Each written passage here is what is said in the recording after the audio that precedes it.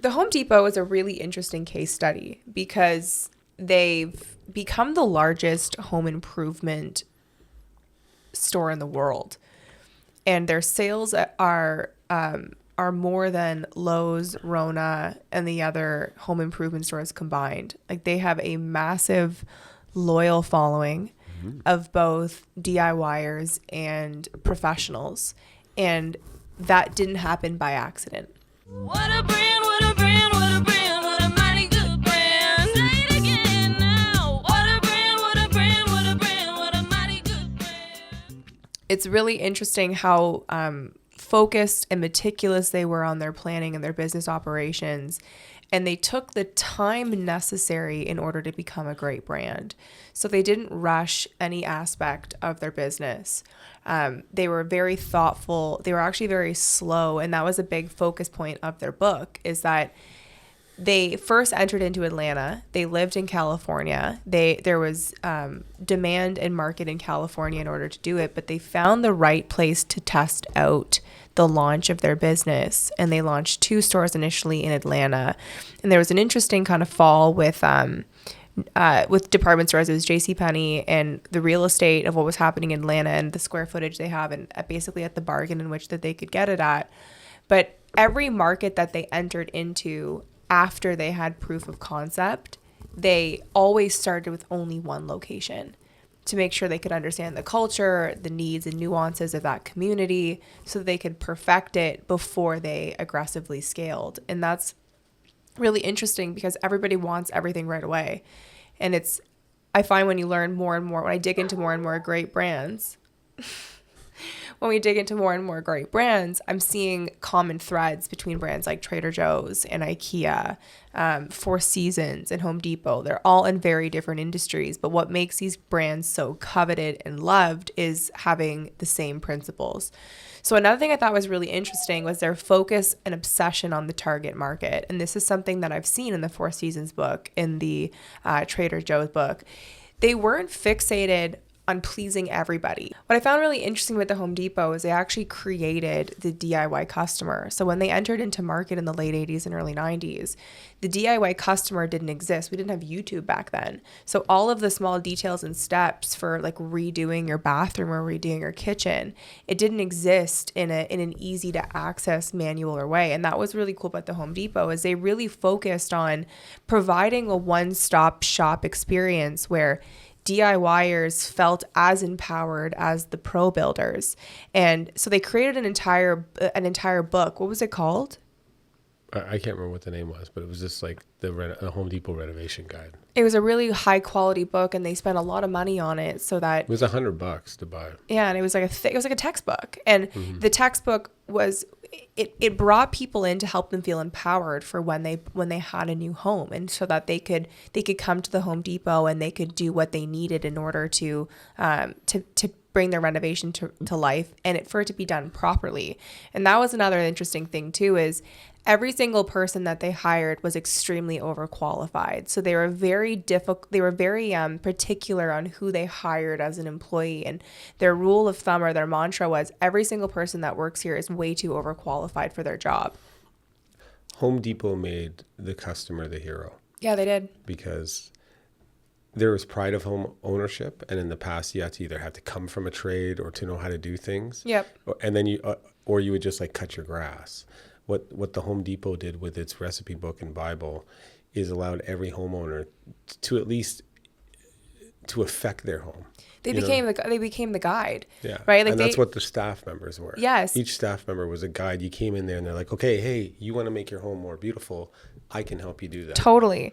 And if you ask anyone, like, the Home Depot was known for its customer service and the knowledge of their staff, which was almost like you didn't find that at the big box level, like maybe at a local homeware store, but not at this big box level. And that was done intentionally, similar to the Four Seasons, similar to Trader Joe's. I think the comparison is, and I have spoken about Canadian Tire, which is Canada's, previous to Home Depot, that was Canada's go-to place for hardware supplies.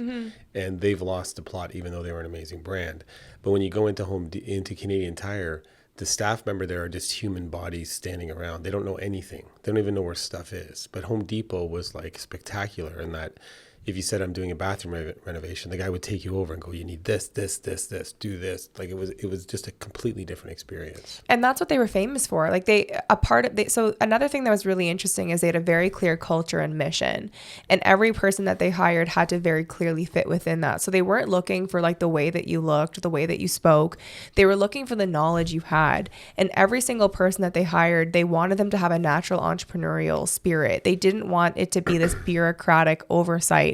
Once they had the mission and the morals and the values in place, they wanted you to be able to fit into them because they were your brand values and morals, but for you to be entrepreneurial so that you could run the store and your section as your own.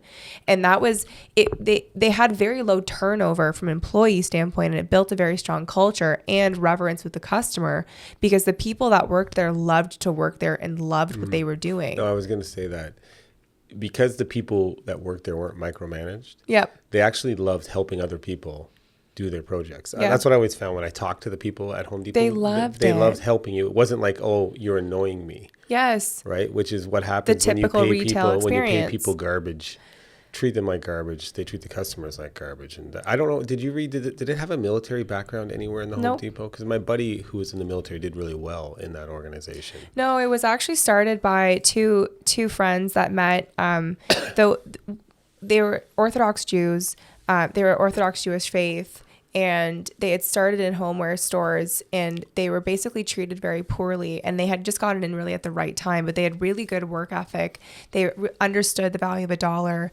They really were focused on the economics of running a business lean because they watched so many department stores come and go, especially in the homeware space.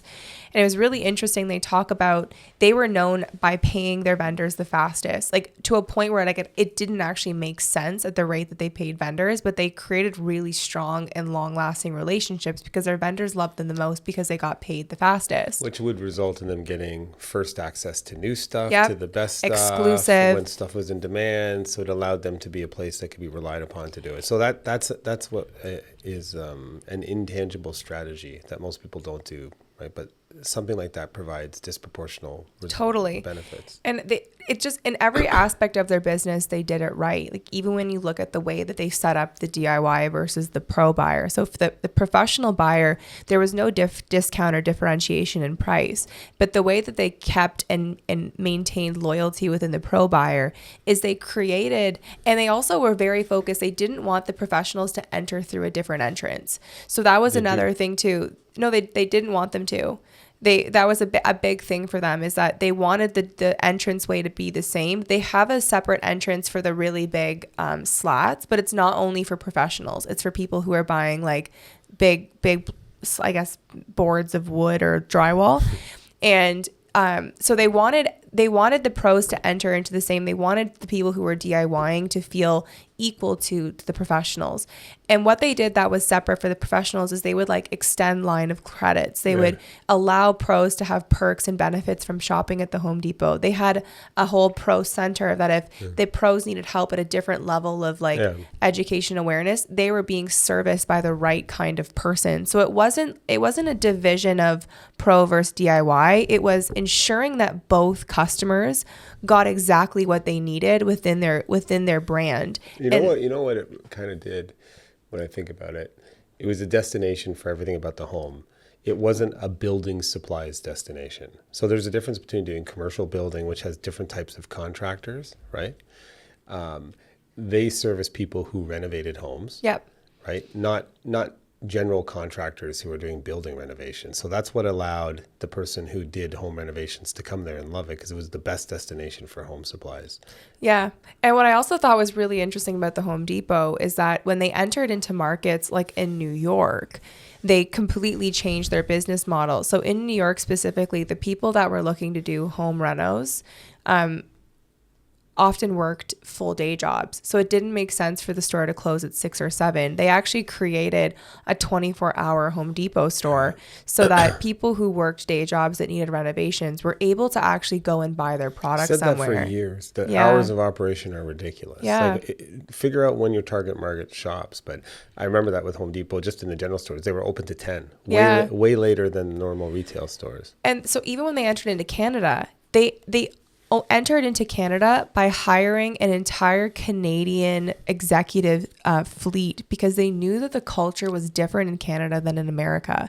And they didn't try to force an American Home Depot into Canada. They wanted to create a different living and breathing version of Home Depot. And Home Depot blew up in Canada because it fit into the culture, into the fabric of and that's what Home Depot understood, is they understood that their brand is a community and it's something that is more than just a place to go and buy like lumber and wood. Like my dad's relationship with Home Depot was religious. Like he loved Home Depot. You didn't really price shop it. No. You just trusted that you get good value.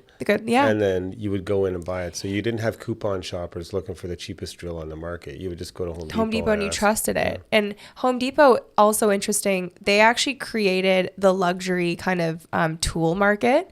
So before Home Depot, Sears had like a tool bench, and that was a very good. Sears Mastercraft was an amazing brand. It was lifelong warranty. And so Sears Mastercraft ended up going into Home Depot because of the folding of Sears, and that was a really long play that they had nurtured a relationship, and the people that worked for Sears were also very loyal to the brand. And the transition of Mastercraft going into Home Depot was actually a really interesting play that was founded in good principles and morals and loyalty, that Mastercraft felt good about going into Home Depot because it was a good brand. But before Home Depot, Sears had the tool bench, but that's all that had existed in the market. Home Depot actually created that like almost man cave of like tool shopping for men. It had never existed before the Home Depot. And that was another reason why that brand was so iconic. But the takeaways that you can learn as a business about Home Depot is that it's not about whether or not you sell tools. It's what can you see within the patterns of these brands. And I recommend you read Trader Joe's and the Four Seasons case study and the Home Depot case study, because the similarities are more similar than different between luxury, hospitality, and tools. And it's because they cared about their employees. They had a clear moral and culture. They focused on the customer, and they understood clearly who their customer was, and they weren't focused on pleasing who their customer wasn't. And these were really important takeaways for understanding a brand as a religion.